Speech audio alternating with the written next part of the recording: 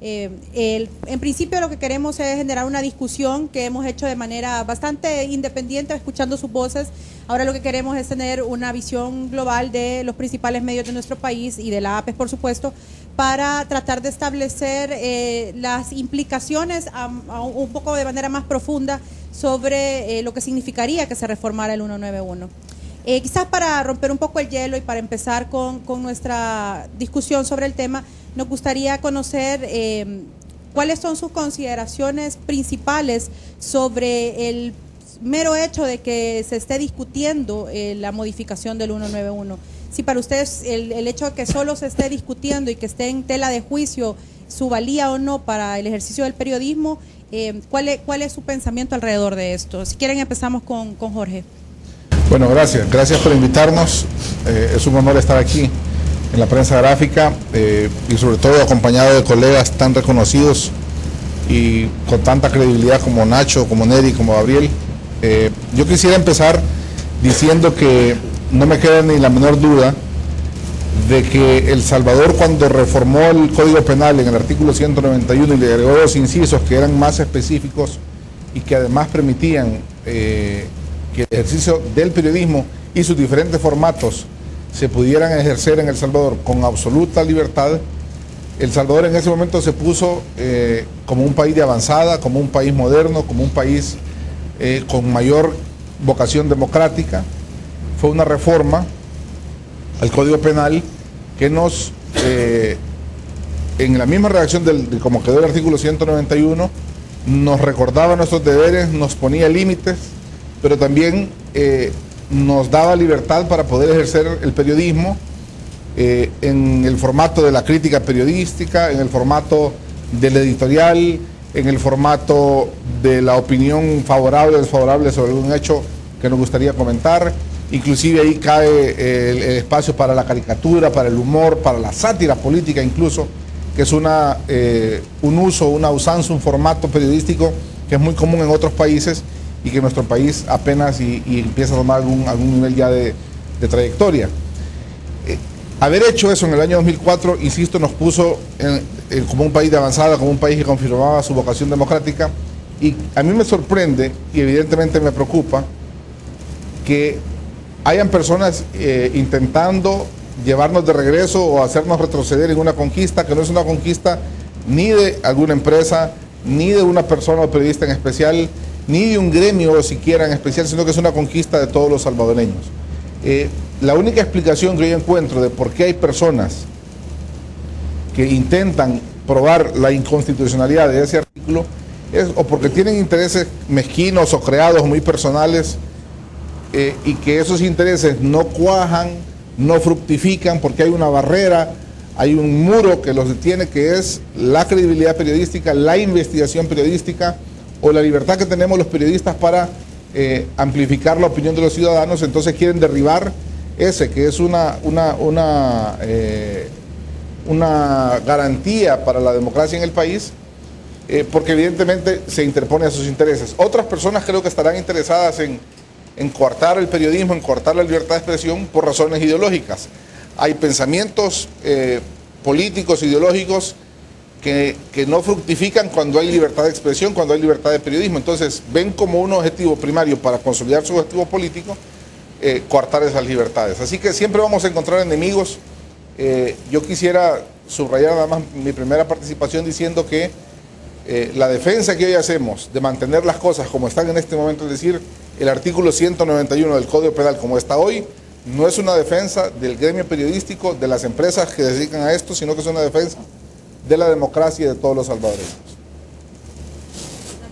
Voy a partir, digamos, cierto, estando muy de acuerdo con lo último que dijo Jorge, ¿no? Este no es una conquista de los periodistas. El 191 que fue reformado el año 2004 es una conquista de la sociedad salvadoreña. Una sociedad bien particular, ¿no? Que tiene una historia de gobiernos dictatoriales, autoritarios, que tiene una historia de guerra y que por lo tanto necesitaba, en un momento determinado de su misma historia, realmente dar un paso importante en lo que era la libertad de expresión, ¿no? O yo diría, dejar un poco los temores con el uso de la libertad de expresión, ¿no? Obviamente no somos un país campeón de democracia, nuestra democracia es absolutamente nueva, no tenemos más de 20 años de democracia, eso es muy poco para una sociedad. Los hitos históricos se miden en los países por 100 años, no por 20 años. Por lo tanto, digamos, todo nuestro aprendizaje de democracia es un aprendizaje bastante corto, con bastante poco tiempo. Pero yo creo que el legislador salvadoreño y el político salvadoreño, en un momento determinado, sobre todo después de los acuerdos de paz y todo lo que vino posteriormente durante muchos años, fueron una cantidad de cambios importantes para darle tiraje a esta chimenea de la libertad y la democracia en el país. Hubo varias reformas legales que permitieron mayor democracia en el país, o han permitido. Una de ellas, la más importante, fue la reforma al 191. ¿Por qué?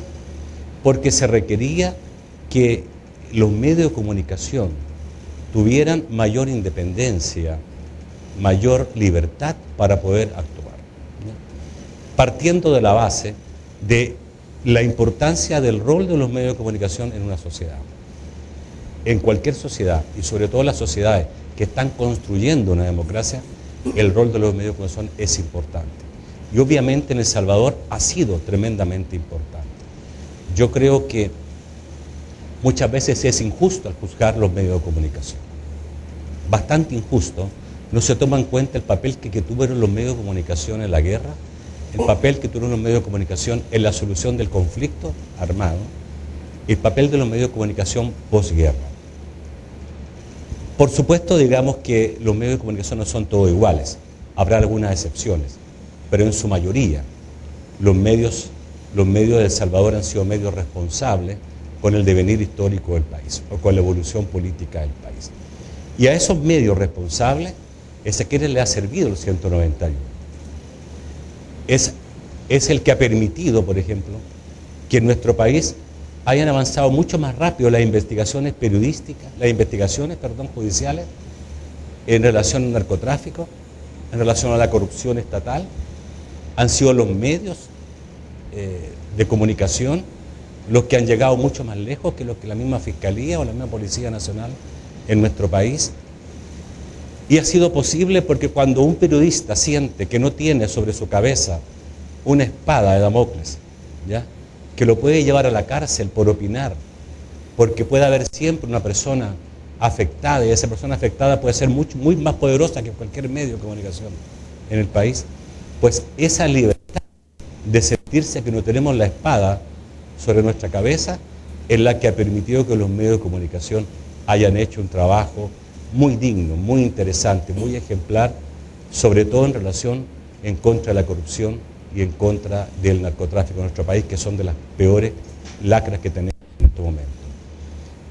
Y se puede citar ejemplos concretos, ¿ya?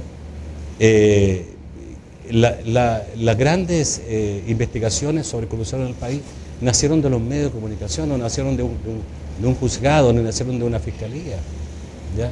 El caso Banda fue un caso básicamente tomado por los medios de comunicación, levantado y empujado, y después de eso fue que vino la institucionalidad a actuar. Primero fueron los medios de comunicación. Todo el caso de los Perrones, que la prensa gráfica tenía un accionar, digamos, cierto ejemplar en este caso, ¿ya?